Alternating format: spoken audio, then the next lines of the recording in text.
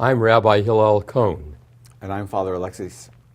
And we are part of the Priest-Rabbi Dialogue, a joint venture of the Board of Rabbis of Southern California and the Archdiocese of Los Angeles. We've been together, some of us, for perhaps 3 or 4 decades, meeting regularly, but we hope to share in this series some of the questions that we have been concerned with and that we think others will be concerned with as well. You know, there's a lot of talk about religion and a lot of different understandings of what religion is. I think of how many people have come to me and said, boy, my grandfather, my grandmother, that was a religious person. And I often ask them, well, what do you say? Well, they went to the synagogue 3 times a day, or they kept the dietary laws, this, that, or the other thing. I said, well, tell me what kind of a human being they were. You know, there's a difference between being observant and religious in the Jewish world, and I'm sure in the Catholic world as well. How do you see that? Yeah. First of all, I think there's certainly, we hear a lot today about people who are, I'm spiritual, but I'm not religious, in the sense of religion being something that they don't feel bound to be observant, bound to, they want to have some type of relationship with God, but they don't necessarily want to be bound to a congregation. Is that because they are disillusioned or disappointed by religion, or they've been... Well, I think it's a combination of things. It's certainly those, but I think it's also they don't really understand the communal aspect of faith. You know, some time ago I read somebody tried to outline the purposes of religion, and they said the first of those purposes is to bring about spiritual enlightenment. That was the term they used. In other words, kind of this combination of the emotional, the psychological, the religious experience that results in perhaps a feeling of peace or a feeling of contentment or euphoria. That's one role that religion plays. We often come to a phrase that I'll mention in just a moment that you're well aware of. And the second purpose of religion that essay said is to provide people with a companionship of similarly thinking people. And the best way to reinforce one's beliefs, of course, is to share them with others who feel the same way. And so we have in the synagogue and the church and in religion generally a sharing of joys and sharing of sorrows. And the third is to teach and encourage moral behavior. And that reminds me of the definition of religion that I once heard from a teacher of mine, late Mordecai Kaplan, who said the real role of religion is to educate the conscience. I like that. But when I was thinking about this, you know, there's a phrase that clergy often will quote, that the 2 functions of religion are, number 1, to comfort the disturbed, and then we do that very well in times of sorrow, and the other is to disturb the comfortable, and I think that, you know, for many of us, takes even precedence. It doesn't really have to be a level of one is more. They really exist, you know, simultaneously. They're parallels. But the role of religion is to, I like that idea of educate the conscience. And of course to also help us, you know, live, you know, fulfilled or content lives. I often think about people who don't have any religious tradition or any religious foundation. How do they live really fulfilled lives? They might. It's possible, I suppose. They may have other value systems at work. It seems to me there would be an aspect of life but I think that they're would be missing something. Yes, exactly. They're missing something for us in the heritage that they inherit as being part of that community. And I like the term community more than faith community because it's really more than faith. And I think that's the definition of the term church, isn't it? The people of God. People of God. And a human community that you know, I'm not in this alone. I'm in this with other people who share those. It's not some kind of crazy idea of mine about what way to live.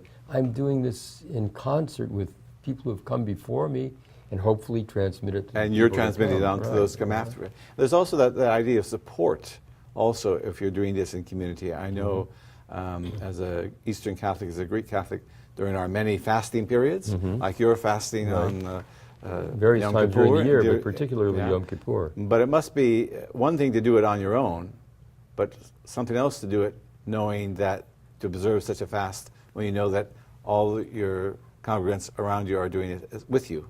Oh, and I get that feeling in observing so many of Jewish holidays and customs, Exactly. observing the weekly Shabbat, knowing that at my table we're doing something maybe in a little different form than somebody else might do it, but that there are, thousands, millions of people around the world doing it in one way or another. And have done it before. And have done it before. Yeah. I would just hope that more would embrace it today and not poo-poo religion. And I think people do it because they have seen a lot of distortions of religion as well, or abuses of religion. Do you find that? Oh, absolutely. And don't you also find that you see people who are not actually living their religion? Absolutely. But they talk it. They'll talk a good talk. Yeah. They'll paint a lovely picture. But they don't walk the talk. They will not walk the talk. It's interesting you think about the two forms, healthy religion and toxic religion. And I think religion can be toxic. Absolutely. The way in which it's abused or the way in which it's denigrated and reduced to kind of simple propositions. Yeah. The religious experience... Simplistic propositions. Yeah. And I sometimes think we err in maybe encouraging people consciously or unconsciously to juvenilize religion and the religious experience.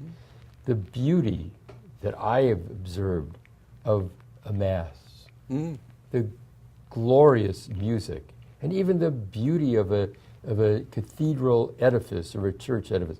That doesn't mean that you can't have the same kind of experience in an open field or in seashore, whatever. anywhere. Yeah, sure. But there is something about that adds a dimension to life. That's an important asset that religion can provide for people. I think that you hit on something there. I think when you said that we trivialize some things or we make them too simple or juvenilize, if you will, the tenets of our faith, and if we don't challenge the comfortable.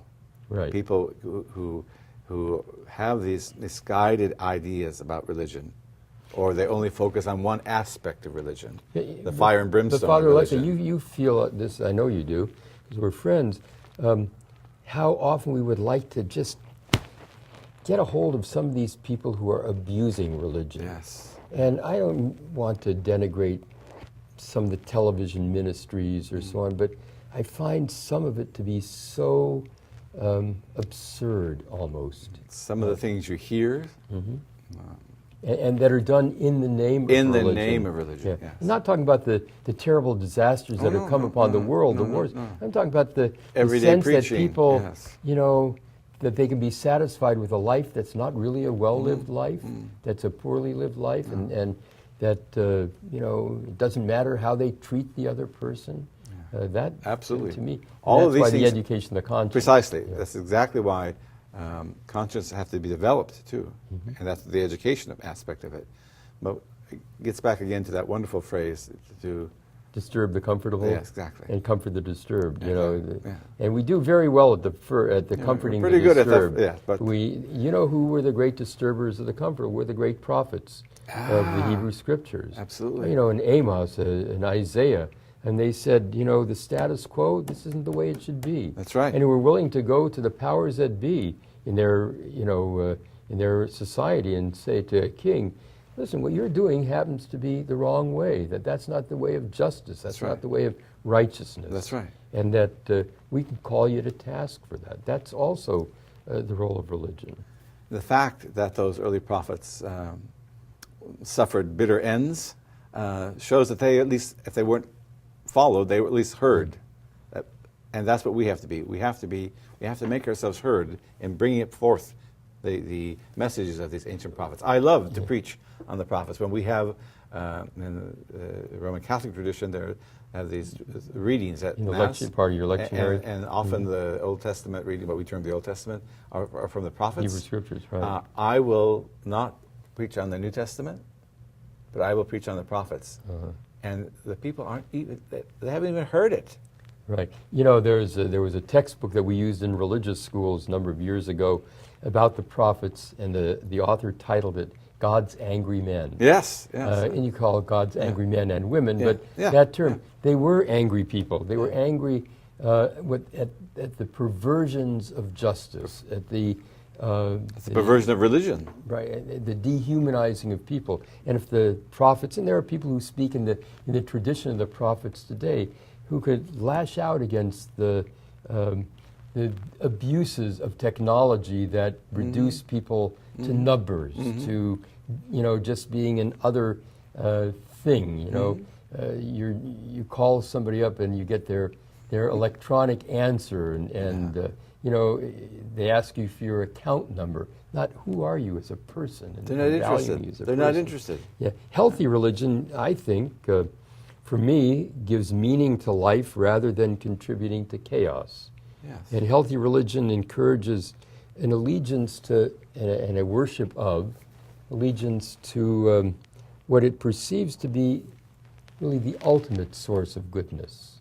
And we have to weed out in our lives what is really the ultimate value of goodness. Exactly. And true healthy religion promotes mental health, emotional health, also promotes physical health, and gives priority to things like love and courage and humility and purity and justice and service and all these things that more so than to doctrinal creeds and more so than to institutional self-preservation and more so than to personal piety. The fact that the role of a healthy religion and toxic religion, if you want to take the opposite from my point of view, gets so hung up on doctrinal creeds and so hung up on institutional preservation and neglect the essence. And we have a lot of work to be done. And We certainly do. People that follow our particular communities, faith communities, need to, I think, examine and re-examine what should religion really be for them. Yeah. Religion, healthy religion, to use your term, is not pietism. Right. It's not pietistic. It's living the text that we both believe in. Yeah. And the healthy religion that I think we would encourage is one that is always open to question. Yeah. That nothing is so set in stone that we can't use our minds and our capacity to reason.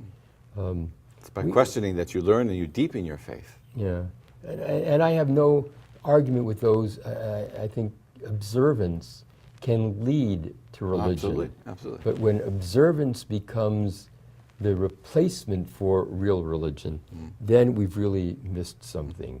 That, it's important to go to a synagogue. It's important to go to a church. It's important to get involved with the rituals because Absolutely. they have something to teach.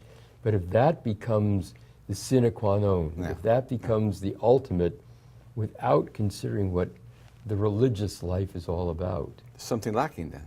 Yeah. Definitely something lacking. And we hope that the people who are watching this series will not be afraid to think about what should religion really be? What should it mean in What does our it mean for lives? me? What does it mean for you? Right. What does it mean?